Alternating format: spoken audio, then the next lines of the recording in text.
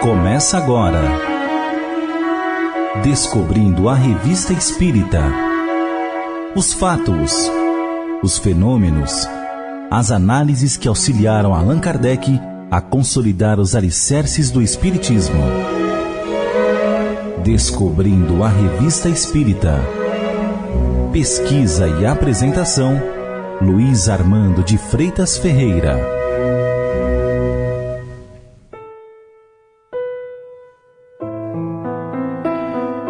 Artigo publicado pelo jornal inglês especializado em assuntos médicos foi tema da reunião da Sociedade Espírita de Paris de 9 de outubro de 1868 por sua originalidade, resultando em matéria inserida na edição de novembro da Revista Espírita. Enfocava o caso de uma menina que, sem ter pronunciado palavras até os 3 anos, começou com os habituais papai e mamãe. Quando se aproximou dos 4, a língua então se desatou de repente, falando a partir daí com toda a facilidade e volubilidade da sua idade.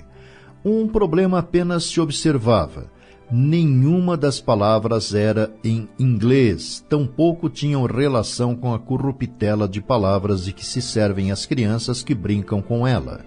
Sem ter jamais ouvido francês, incluía no seu singular idioma diversos termos do mesmo.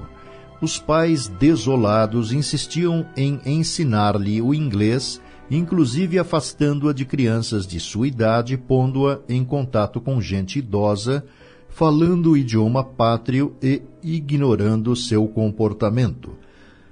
Em contato com pessoas que não tinham o hábito de ver, punha-se a ensinar-lhe sua língua, o que por sinal já havia feito com um irmão mais velho que ela, 18 meses.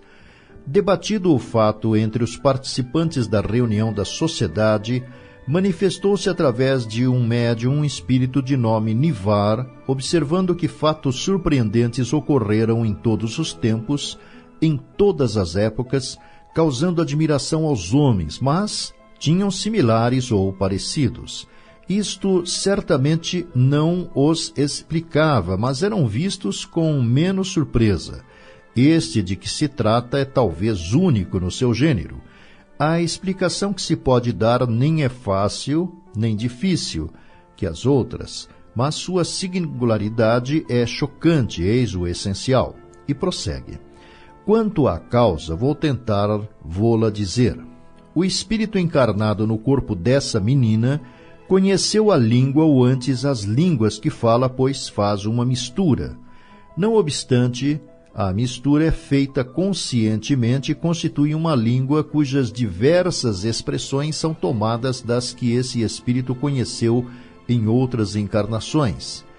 Em sua última existência, ele tinha tido a ideia de criar uma língua universal, a fim de permitir aos homens de todas as nações entender-se e assim aumentar a facilidade das relações e o progresso humano. Para esse efeito, ele tinha começado a compor essa língua, que constituía fragmentos de várias que conhecia e mais gostava. A língua inglesa lhe era desconhecida. Tinha ouvido ingleses falar, mas achava a sua língua desagradável e a detestava. Uma vez no plano espiritual, o objetivo que se tinha proposto em vida, aí continuou. Pôs-se à tarefa e compôs um vocabulário que lhe é particular. Encarnou-se entre os ingleses, com o desprezo que tinha por sua língua e com a determinação bem firme de não a falar. Tomou posse de um corpo cujo organismo flexível lhe permite manter a palavra. Os laços que o prendem a esse corpo são bastante elásticos para o manter num estado de semidespreendimento que lhe deixa a lembrança bastante distinta do seu passado e o mantém em sua resolução.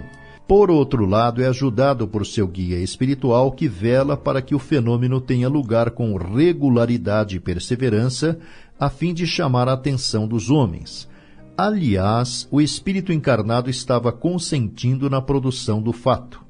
Ao mesmo tempo em que demonstra o desprezo pela língua inglesa, cumpre a missão de provocar as pesquisas psicológicas.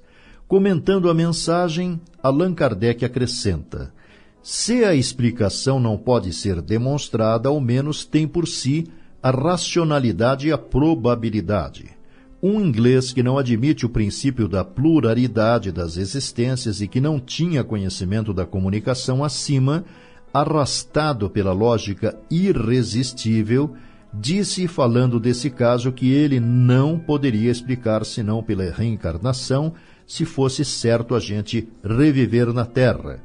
Eis, pois, um fenômeno que, por sua estranheza, cativando a atenção, provoca a ideia da reencarnação como a única razão plausível que se lhe possa dar. Antes que este princípio estivesse na ordem do dia, ter-se-ia simplesmente achado o caso bizarro e, sem dúvida, em tempos ainda mais remotos, teriam olhado essa menina como enfeitiçada. Nós nem mesmo diríamos que hoje não fosse esta a opinião de certas pessoas.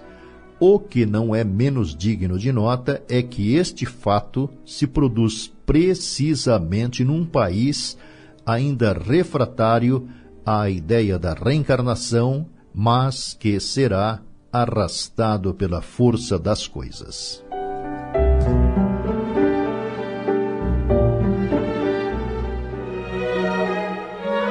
Você ouviu Descobrindo a Revista Espírita. Pesquisa e apresentação, Luiz Armando de Freitas Ferreira.